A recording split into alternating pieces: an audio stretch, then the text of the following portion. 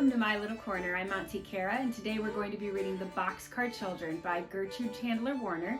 She was born in 1890, and she had originally written this book in 1924, but it took almost 20 years before she revised it and made it a lot simpler for children to read. So it's actually composed of 600 words that she mixed up in all different ways to come up with an entire book.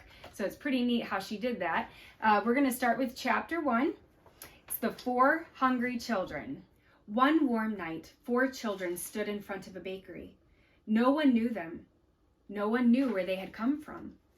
The baker's wife saw them first as they stood looking in at the window of her store. The little boy was looking at the cakes. The big boy was looking at the loaves of bread, and the 2 little girls were looking at the cookies. Now, the baker's wife did not like children. She did not like boys at all. So she came to the front of the bakery and listened, looking very cross.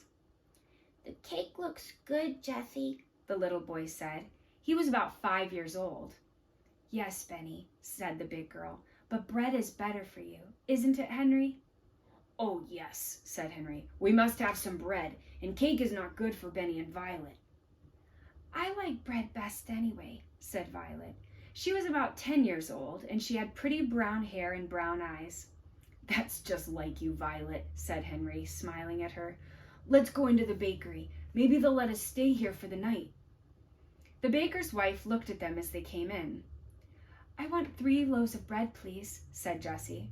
She smiled politely at the woman, but the woman did not smile. She looked at Henry as he put his hand in his pocket for the money.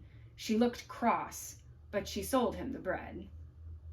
Jessie was looking around too, and she saw a long red bench under each window of the bakery. The benches had flat red pillows on them. "Will you let us stay here for the night?" Jessie asked. "We could sleep on those benches, and tomorrow we would help you wash the dishes and do things for you."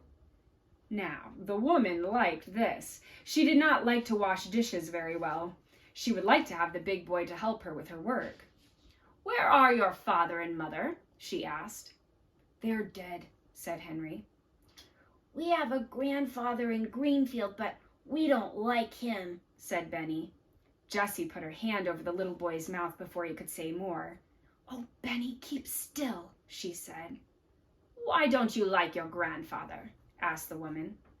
"Well, he's our father's father, and he didn't like our mother," said Henry. "So we don't think he would like us.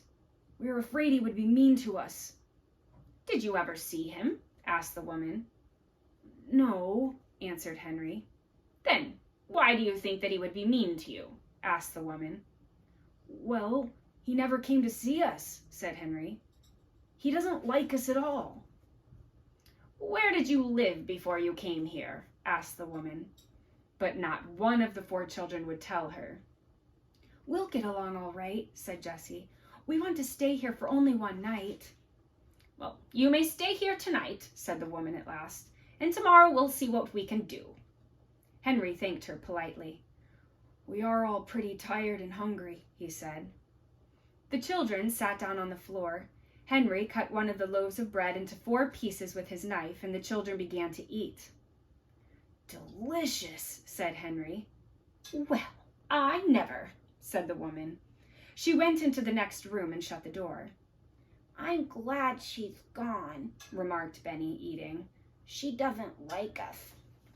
"Shh, Benny," said Jessie. "She is good to let us sleep here."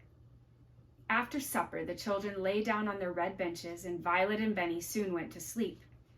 But Jessie and Henry could hear the woman talking to the baker. She said, "I'll keep the 3 older children. They can help me. But the little boy must go to the children's home. He's too little. I cannot take care of him." The baker answered, "Very well. Tomorrow I'll take the little boy to the children's home. We'll keep the others for a while, but we must make them tell us who their grandfather is." Jessie and Henry waited until the baker and his wife had gone to bed. Then they sat up in the dark.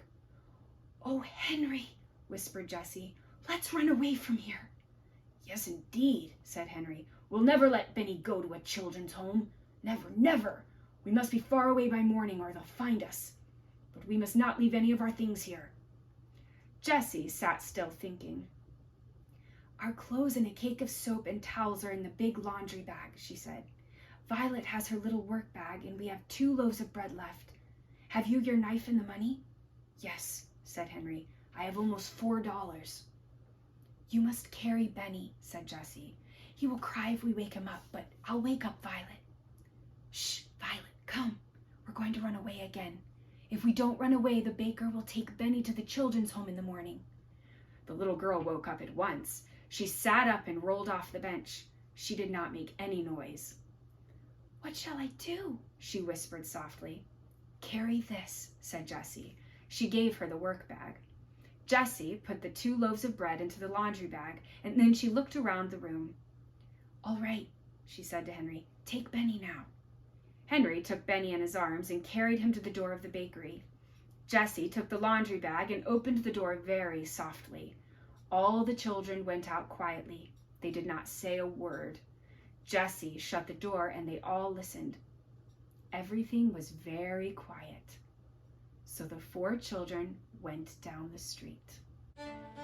Thank you for joining me today. I hope you'll join me for chapter 2. Be sure to like and subscribe to my page, and we'll share many more stories together.